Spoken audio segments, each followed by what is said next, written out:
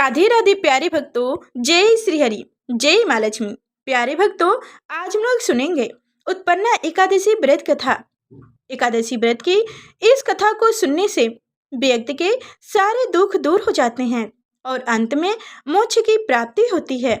यह कथा भगवान कृष्ण ने धर्मराज युधिष्ठिर को सुनाई थी।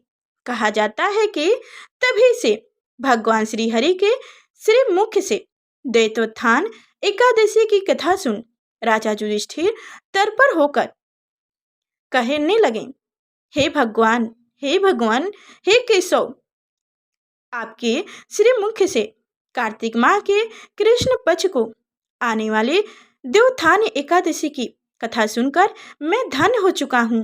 अंत्य अब मैं आपसे मार्गशीर्ष माह के कृष्ण पक्ष को आने वाले एकादशी के विषय में जानने को मेरी मन की इच्छा है।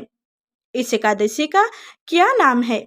इस एकादशी का क्या महात्म्य है? इस एकादशी व्रत को किस विधि विधान से करना चाहिए? इस एकादशी व्रत के फल स्वरूप हमें किस पुण्य फल की प्राप्ति होती है, या हम विस्तार पूर्वक सुनने की कृपा कर रहे हैं। तब जाके मधु सुंदर यानी कि श्री कृष्ण ने कहने लगे, हे कुंती नंदन, मार्गशीर्ष माह के कृष्ण पक्ष को आने वाली एकादशी को उत्पन्ना एकादशी कहा जाता है। इस एकादशी व्रत का फल अमोघ है। यह एकादशी व्रत से मानुष के सभी पाप कर्मों का नाश सहज हो जाता है। इस व्रत से मिलने वाले पुण्य फल शुंख द्वारा तीर्थ में स्नान कर भगवान के दर्शन करने के फल के समान होता है। इस व्रत का श्रद्धापूर्वक अनुष्ठान करने वाले मानुष को सदैव पंख चीड़ और पास स्त्री गमन में व्याप्त मदिरा पान करने वाले निंदक, माथी, भिमानी और किसी भी तरह की पाप वृत्ति में प्रवृत्त रहने वाले मनुष्य से दूरी बनाए रखनी चाहिए। तब जाके युधिष्ठिर कहते हैं, हे भगवान, आप यह कहते हैं कि इस व्रत से प्राप्त होने वाले फल की तुलना हजारों यज्ञ और लाखों गौदान से अधिक है। ऐसा किस कारणवश है? प्रभु, हमें विस्तार पूर्वक इसकी कथा सुनाने की कृपा करें। तब जाके श्री कृष्ण ने कहने लगे, हे धर्मराज, अब मैं तुम्हें इस व्रत की कथा सुनाने जा रहा हूँ। अंत्य तुम इसे ध्यान पूर्वक सुनना। उत्पन्ना एकादशी व्रत कथा। जय श्री हरि। हे युधिष्ठिर, सतयुग काल में मरु नामक एक क्रूर और अतिताई दैत्य की उत्पत्ति हुई थी। वह दैत्य बड़ा बलवान और भयावह था। उस दैत्य ने अपने प्रचंड बल से इंद्र, भास्कर, वायु, आयु, अग्नि आदि सभी देवताओं को परास्पर कर भगा दिया था। परास्पर होकर देवता भयवश पृथ्वी लोक में विचरने को विवश हो गए। तभी एक समय सभी देवता एकत्रित होकर भगवान शिव की शरण में कैलाश पर्वत गए और उन्हें अपना सारा वृत्तांत सुनाने लगे। देवता, हे कैलाशपति, हे चराचर जगत के स्वामी, मरु दैत्यों ने हमें स्वर्ग विहीन कर दिया है। आपने अपार बल से सभी देवताओं को परास्पर कर स्वर्ग लोक पर अपना अधिपत्य स्थापित कर दिया है। अंत्य हम सभी देवतागण पृथ्वी लोक में विचरने को विवश हो गए हैं। हे महादेव, आप हमारी रक्षा करें। तब जाके देवताओं की दिन बारी सुनकर महादेव अपनी तप साधना से जगे हुए और कहें, महादेव तब जाके कहने लगे, हे देवतागण, मैंने तुम्हारा समस्त वृत्तांत सुना, किंतु नीति के अनुसार आपकी समस्या का समाधान तीनों लोकों के स्वामी और आपके भक्तों के दुखों का नाश करने वाले ऐसे भगवान श्री हरि विष्णु के पास ही हैं। अंततः आप सभी को उनकी शरण में ही जाना चाहिए। वो ही तुम्हारे स्वर दुखों को दूर कर सकती हैं। महादेव के वचन सुन सभी देवता क्षीरसागर की ओर प्रस्थान कर गए। वहां भगवान श्री हरि विष्णु अपनी शयन मुद्रा में लीन थे।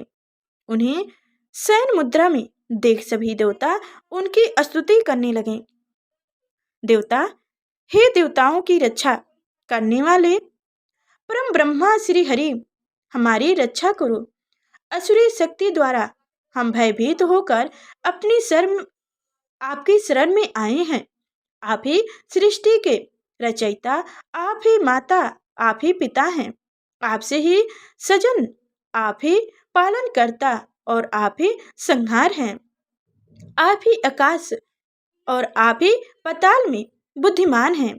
आप ही सबके पितामह ब्रह्मा, सूर्य, चंद्रमा, अग्नि, सामग्री, होम, आहुति, मंत्र, तंत्र, जप, यम, मान्य, यज्ञ, कर्म, कृता और भौतिक भी आप ही हैं। आप ही सर्वत्र सर्वज्ञ और व्याप्त हैं। चर्य सृष्टि में आपके समान ना कोई चर है ना कोई अचर है। हे दयानिधि, आपसे कुछ भी नहीं छुपा है। हम देवताओं द्वारा परस्पर होकर पृथ्वी लोक में मारे मारे भटक रहे हैं। अंत्य हे दंडकारी, आप इन दैत्यों से हमारी रक्षा करें। तब जाके प्रभु देवताओं के मुख से निकले इन वचनों से भगवान श्री हरि विष्णु जगत हुए और कहने लगे, हे इंद्र, देवताओं को परस्पर कर सके ऐसा दैत्य कौन है? उनका क्या नाम है? वह कितना बलशाली और किसके सान्निध्य में है? वह कहाँ रहता है? यह सब मुझे विस्तार पूर्वक कहो। तब जाके भगवान श्री हरि विष्णु के वचन को सुन देवता राज्य इंद्र अपने उच्च स्वर में कहने लगे, इंद्र, हे सुरवर, प्राचीन काल में नाडी जंग नामक राक्षस हुआ करता था। उसे महाबली महापराक्रमी मूर्य नामक पुत्र हुआ था। उसकी नगरी नाम चंद्रवती है। वह वहीं पर रहता है जिसने देवताओं को पदभ्रष्ट कर अपने स्थान से निष्कर्ष किया हुआ है और स्वर्गलोक पर अपना अधिकार स्थापित किया हुआ है। उसने इंद्र, अग्नि, वरुण, यम, आयु, ईश्य, चंद्रमा, नेतृत्व आदि सबके स्थान पर अपना सर्वस्व स्थापित कर लिया है। स्वयं ही सूर्य बनकर ब्रह्मांड को प्रकाशमय कर रहा है। अंत ही मेघ बन बैठा है और सबसे अजय हो चुका है। अंत्य हे सर्व शक्तिमान प्रभु, इन असुरों को पराजित कर हमारी रक्षा करें। देवताओं के वचन सुनकर प्रभु श्री हरि ने अपने उच्च स्वर में कहा, हे देवताओं, भयभीत ना हो, मैं शीघ्र ही तुम्हें उन असुरों का संहार करूंगा। तुम सब चंद्रवती नगरी की ओर प्रस्थान करो। इतना कहकर सभी देवता और भगवान श्री हरि विष्णु असुर राज्य मूर्खी नगरी चंद्रवती की ओर प्रस्थान करते हैं। उस समय राक्षस मूर अपनी असुरी सेना के संग युद्ध भूमि में गरज रहा था। उसकी भय व गर्जन सुनकर सभी देवता भयप्रव होकर वहां से भागने लगे। तब भगवान श्री हरि विष्णु स्वयं ही युद्ध क्षेत्र में उतरते उन्हें देखकर असुरों की सेना उन पर प्रहार करने हेतु अस्त्र शस्त्र के साथ टूट पड़े। भगवान श्री हरि विष्णु ने उन्हें एक सर्प की भांति अपने सिर ब्राह्मण बारों के प्रभाव से मृत्यु को प्राप्त करवा दिया था। अब अकेला मूर ही जीवित बचा हुआ था। वह अविच्छिन्न भाव से भगवान श्री विष्णु के साथ युद्ध में उतर गया। भगवान श्री विष्णु के त्रिछय वार में उनके लिए पुष्प के समान लग रहे थे। उनका संपूर्ण शरीर छिन्न भिन्न हो गया, किंतु वह युद्ध करता ही रहा। दोनों के बीच मल्ल युद्ध भी हुआ। पूरे 10,000 वर्ष तक उनका युद्ध चलता रहा, किंतु मूढ़ नरी नहीं पराजित हुआ।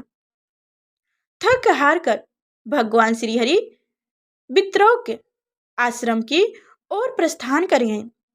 वहां मेहवती नामक एक सुंदर गुफा में उन्होंने प्रवेश किया।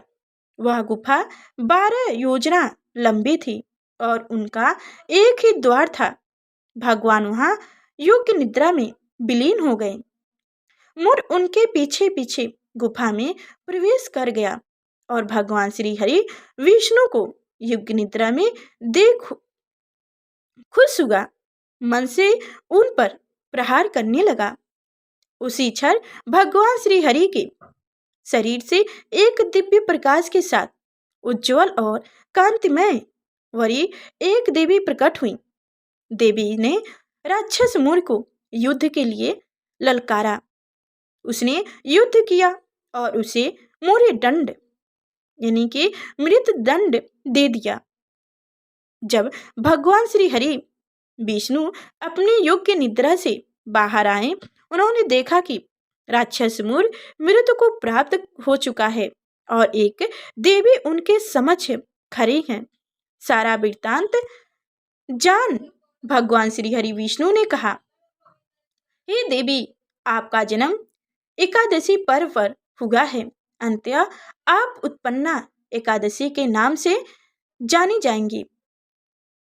आपके भक्त वही होंगे जो मेरे भक्त हैं। जय श्री हरि, जय मां उत्पन्ना।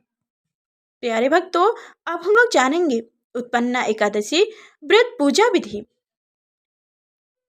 वो व्रत 2 प्रकार से रखा जाता है, एक तो निर्जला, दूसरा फल ग्रहण करने वाला। व्रत के दिन सुबह जल्दी उठकर स्नान कर व्रत करने का संकल्प लें। उसके बाद भगवान विष्णु को अक्षत्य, दीपक, नैवेद्य आदि 16 सामग्री से विधि विधान पूजा करें। एकादशी के दिन पीपल के पेड़ की पूजा करें, उसकी जड़ में कच्चा दूध चढ़ाएं और घी का दीपक लगाएं। तुलसी का पूजन भी करें। पूजा के दौरान ओम नमो भगवते वासुदेवाय मंत्र का जप करते रहें। इस दिन भगवान विष्णु को फलों का और तुलसी के पत्ते मिलाकर खीर का भोग लगाएं। इस दिन ब्राह्मणों को भोजन भी कराना चाहिए। प्यारे भक्तों, ये थी उत्पन्ना एकादशी व्रत कथा। तो हमारी कथा आपको कैसी लगी कमेंट में अवश्य बताइएगा। और अभी तक हमारे चैनल को सब्सक्राइब नहीं किए हैं तो सब्सक्राइब करके बेल आइकन की घंटी दबा दें, ताकि आगे जो मैं ऐसी व्रत कथा लेकर आऊँ तो सबसे पहले आप तक नोटिफिकेशन पहुँचे, जो मेरी कथा को आप समय से सुन सकें। तो फिर चलते हैं, फिर मिलते हैं नेक्स्ट वीडियो में। तब तक के लिए धन्यवाद।